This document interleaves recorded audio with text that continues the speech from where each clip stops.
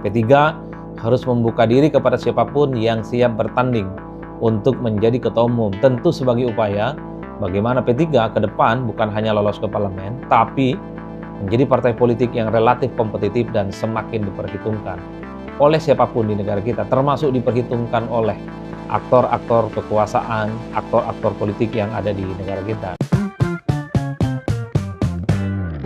Bismillahirrahmanirrahim. Assalamualaikum warahmatullahi wabarakatuh. Kali ini saya mau bicara tentang bursa pemilihan ketua umum P3 yang belakangan ini secara perlahan sudah mulai berhembus ke permukaan. P3 adalah Partai Persatuan Pembangunan, adalah partai politik Islam paling tua di Indonesia, dan untuk yang pertama kalinya dalam Pileg 2024 yang lalu tidak lolos ke parlemen. Kalau kita kalkulasi, pemilihan umum, terutama Pileg 2029, itu memang terbilang masih cukup lama, sekitar 4,5 tahun lagi. Tapi sepertinya memang semua partai politik sedang ancang-ancang dan mempersiapkan segala sesuatunya untuk menghadapi pemilu di 2029 yang pastinya akan sangat dinamis. Karena di 2029 ambang batas parlemen itu tidak lagi 4%, mungkin bisa berkurang, yang penting di bawah 4%, itu sesuai dengan putusan dari Mahkamah Konstitusi. Kalau kemarin-kemarin kita mendengarkan bagaimana soal kemungkinan suksesi kepemimpinan orang nomor 1 di PSI, kali ini kita akan bicara tentang siapa kira-kira nominator ataupun sosok yang dinilai layak untuk menjadi ketua umum P3.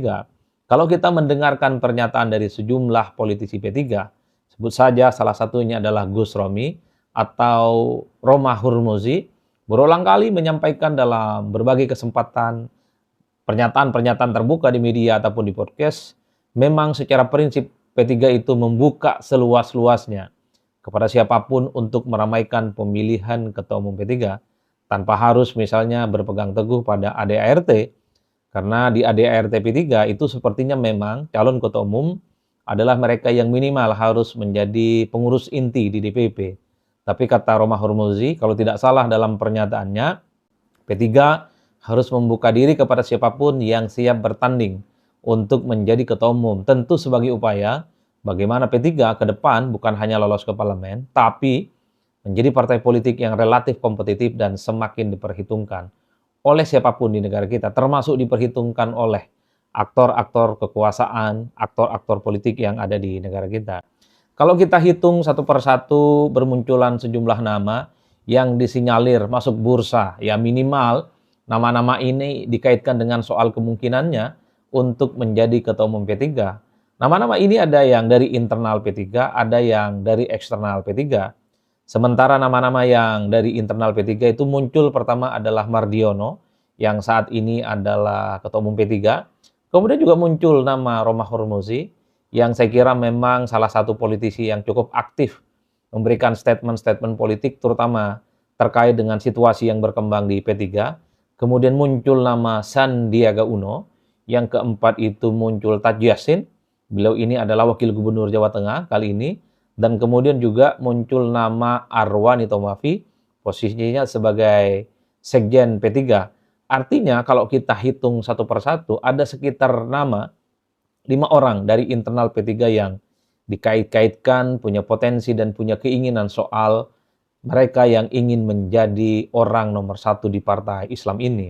Saya ulangi, ada Mardiono, ada Gus Romi, ada Sandiaga Uno, kemudian ada Taj Yassin, dan ada Arwani Tomafi. Di luar kader-kader internal P3, muncul nama-nama yang dikait-kaitkan dengan soal kemungkinannya dari pihak eksternal, potensial untuk menjadi ketua umum P3. Mereka itu adalah Gus Ipul, disebut-sebut. Gus Ipul ini adalah pengurus PBNU, dan saat ini adalah Menteri di era pemerintahannya Pak Prabowo, Menteri Sosial. Kemudian muncul nama Pak Dudung Abdurrahman, mantan Kasat. Dan yang ketiga itu ada nama Pak Andi Amran Sulaiman, posisinya sebagai Menteri di eranya Pak Prabowo, kalau tidak salah, Menteri Pertanian. Dan yang keempat itu ada Pak Agus Suparmanto, kalau tidak salah beliau ini adalah mantan Menteri Perdagangan. Ini adalah sejumlah nama yang dikait-kaitkan dengan soal kemungkinan akan menjadi orang nomor 1 di P3. Namanya isu, namanya gosip pastinya akan selalu bermunculan, Tapi nama-nama ini tentu tidak lahir dalam ruang hampa. Nama ini pasti dikaitkan dengan soal kemungkinannya bagaimana tokoh-tokoh ini ya memang sepertinya dilobi, sedang diyakinkan untuk berkontribusi dan menjadi orang penting di Partai Persatuan Pembangunan. Oleh karena itu bagi saya secara prinsip siapapun yang menjadi Ketua Umum P3 harus ada dua hal yang mesti direfleksikan. Pertama, yang menjadi Ketua Umum P3 itu memiliki beban yang cukup luar biasa, terutama membawa P3 lolos ke parlemen.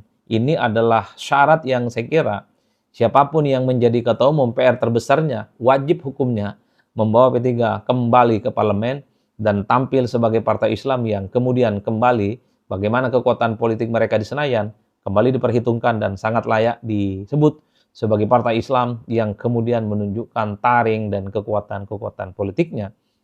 Tentu bukan perkara gampang, karena apapun judulnya ketika P3 itu tidak lolos ke parlemen di 2024, ini tentu harus ada semacam reorganisasi kekuatan politik yang mesti dikonsolidasi oleh P3. Bagaimana P3 itu tampil sebagai partai yang mampu merebut kepercayaan publik, mampu merebut basis pemilih, terutama untuk mendapatkan kepercayaan dari pemilih, sehingga P3 nantinya di Pileg 2029 akan terpilih kembali sebagai partai politik yang lolos ke parlemen. Oleh karena itu PR untuk lolos ke parlemen saya kira bukan PR yang sangat mudah. Ini PR besar. Siapapun yang menjadi Ketua Umum P3 nantinya, baik Ketua Umum P3 itu apakah dari internal ataukah dari pihak eksternal. Itu yang pertama. Nah yang kedua, tentu P3 itu sudah mengkalkulasi, semacam melakukan refleksi secara terbuka, apa sepertinya yang membuat mereka itu tidak lolos ke parlemen untuk yang pertama kalinya di Pileg 2024 yang lalu. Kalau saya hitung rata-rata, sepertinya ada beberapa argumen kenapa P3 itu tidak lolos ke parlemen di Pileg 2024. Tentu ini tidak bisa dilepaskan yang pertama bahwa sebenarnya jauh-jauh hari banyak-banyak survei yang kemudian memprediksi bahwa P3 itu tidak akan lolos ke parlemen di 2024. Saya kira begitu banyak publikasi survei yang secara kredibel sudah memprediksi susah sebenarnya bagi P3 itu lolos ke parlemen ya karena memang begitu banyak persaingan yang cukup ketat, terutama untuk meyakinkan basis pemilih yang ada di bawah. Wajar kalau kemudian ketika 2024 P3 itu tidak terlolos ke parlemen, itu kan seakan-akan mengkonfirmasi bagaimana survei sebenarnya sejak awal mendeteksi bagaimana akar kekuatan politik P3 itu tidak sekuat seperti pemilu-pemilu sebelumnya. Nah yang kedua, saya kira kenapa P3 itu tidak lolos ke parlemen? Kalau dari data-data yang kita punya, sepertinya memang antara keputusan elit P3 untuk mendukung pilpres tertentu itu berbeda dengan keinginan yang diinginkan oleh akar rumput. Misalnya secara politik, elit P3 itu di Pilpres mendukung pasangan, misalnya Ganjar Pranowo dan Pak Mahfud MD. Sementara kalau kita membaca argumen survei, basis konstituen P3 itu lebih banyak sebenarnya lebih memilih untuk memberikan dukungan politik kepada Anies Baswedan yang berpasangan dengan Muhaimin Iskandar. Itu artinya apa? Dalam konteks bagaimana elit P3 yang kepentingan atasnya itu memberikan dukungan kepada Ganjar dan Mahfud, sementara level grassroots-nya P3 itu lebih condong untuk memberikan dukungan politik kepada Anies Baswedan dan Muhaimin Iskandar. Ada jarak yang tidak ketemu antara kepentingan elit dan basis massa oleh mereka. Oleh karena itu, menghadapi pemilu legislatif 2029, tentu tak ada cerita lagi bagi P3 bagaimana kekuatan politik, konsolidasi politik, keinginan politik antara pemilih di bawah, kemudian pemangku kepentingan seperti pengurus-pengurus inti P3 itu harus sinkron. Jangan sampai lagi terbelah, akarnya itu ingin ke Anies, tapi kemudian elitnya kepada Ganjar. Ke depan tentu, sebagai upaya untuk menyatukan dan mengonsolidasi kekuatan politik P3, tujuannya lolos ke parlemen, maka semua keinginan politik, elit, dan kemudian para pendukungnya harus dikompromikan. Nah yang ketiga, faktor kekalahan kenapa P3 itu tidak lolos ke parlemen, sepertinya memang P3 itu gagal mampu membaca kecenderungan pemilih yang kemudian itu mengalami perubahan yang cukup signifikan. Harus kita akui, 2024, pemilih muda, khususnya yang umur 17 tahun hingga 40 tahun, hampir mayoritas, sekitar 60%. Sementara mereka yang umurnya 17 hingga 40 tahun adalah pemilih-pemilih yang tidak terlampau ideologis, tidak terlampau suka dengan jargon-jargon yang sifatnya formalistik, ataupun misalnya substansi dan artifisial politik yang terlampau kaku. Ini yang sepertinya gagal dibaca oleh elit-elit dan politisi P3. Sehingga wajar kalau kemudian di Pileg 2024 yang lalu mereka ini tidak mendapatkan dukungan lagi di parlemen. Karena ada jarak, ada distingsi yang kemudian membuat pemilih-pemilih P3 yang sifatnya tradisional berbasiskan di daerah, terutama di pesantren-pesantren, itu kegagalan melakukan elan vital dan konsolidasi bagaimana menyelami pemilih-pemilih yang sebenarnya begitu banyak pemilih muda. Kalau kita sebut umur 17 hingga 40 itu dengan pemilih muda yang saya kira preferensi politiknya agak berbeda dengan pemilih-pemilih P3 yang sebelumnya.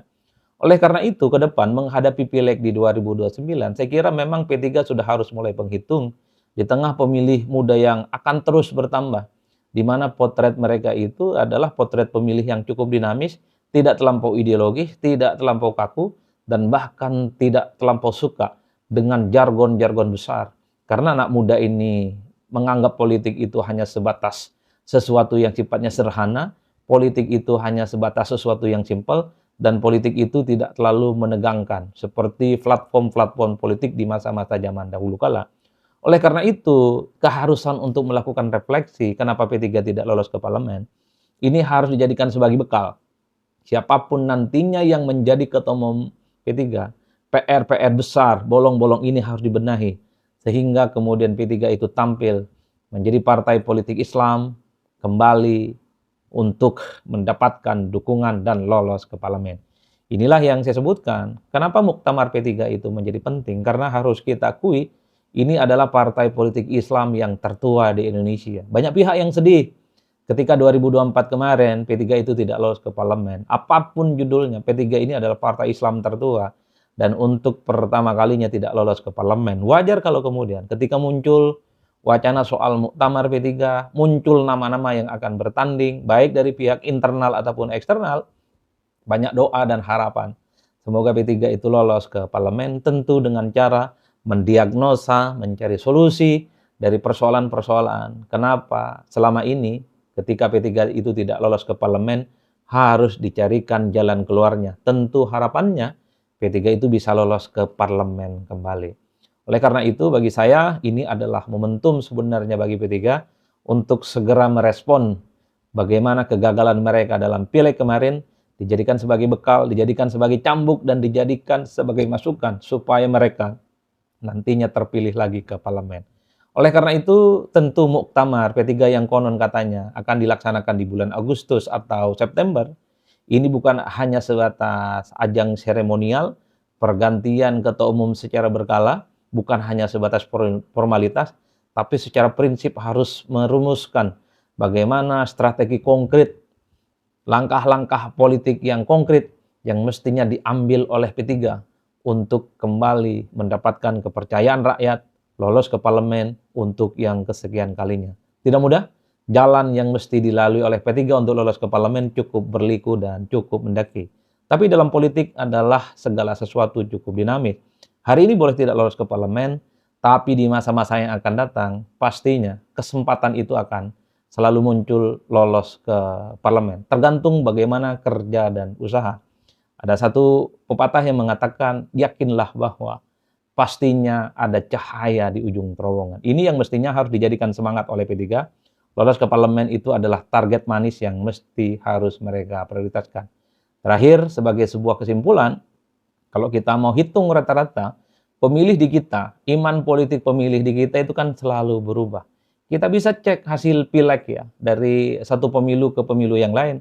99 yang menang itu adalah PDIP, 2004 maksud saya yang menang adalah Golkar, 2009 itu yang menang adalah Demokrat, 2014 itu yang menang adalah PDIP, dan seterusnya dan seterusnya.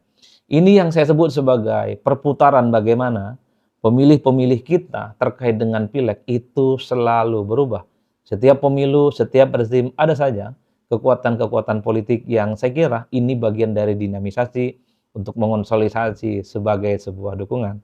Ingat 99 hasil pilegnya yang menang itu adalah PDIP. Tapi ingat lagi 2004 yang menang adalah Golkar. Dan ingat lagi 2009 yang menang pilegnya itu adalah Partai Demokrat. Dan ingat lagi 2014 yang menang pileg itu adalah PDIP. Gitu artinya apa? Pemilih kita soal pileg itu masih goyang-goyang. Tergantung kerja politik, bagaimana konsolidasi dilakukan di bawah, dan yang paling penting, sosialisasi dan meyakinkan pemilih di bawah. Itu sebisa mungkin harus mulai dilakukan sejak hari ini. Mengingat pemilu masih cukup lama, terhitung 4,5 tahun lagi. Waktu yang cukup panjang, waktu yang bisa dimaksimalisasi oleh P3, tentunya untuk kembali lolos ke parlemen. Saya kira di situ, salam politik Seun-Seun, pastinya mantap, semantap-mantapnya. Sekali lagi, siapapun yang jadi ketua umum P3 harus mampu mengantarkan P3 lolos ke parlemen. Bapak Ibu semua, kira-kira di antara begitu banyak nama-nama yang bermunculan, yang tadi saya sebutkan satu persatu, kira-kira siapakah yang layak untuk menjadi ketua umum P3? Apakah Pak Mardiono layak untuk menjadi ketua umum P3 kembali? Apakah Gus Romi atau Romahur Muzi juga layak jadi ketua umum P3? Apakah Sandiaga Uno juga layak sebagai ketua umum P3? Apakah Gus Yassin atau Taj Yassin dan Arwani Tomafi juga layak menjadi ketua umum P3? Ini tentu harus kita uji ke publik dan tentu bagaimana keinginan P3 di masa-masa yang akan datang. Termasuk apakah nama-nama eksternal seperti Gus Ipul, kemudian Pak Dudung, Pak Amran Sulaiman, Pak... Halo teman-teman, berjumpa bersama saya di Politik Dangi. Ya, luar biasa sekali kalau kita melihat bagaimana analisa dari Adi Praitno yang mengatakan bahwa Anies ini masih menjadi magnet politik.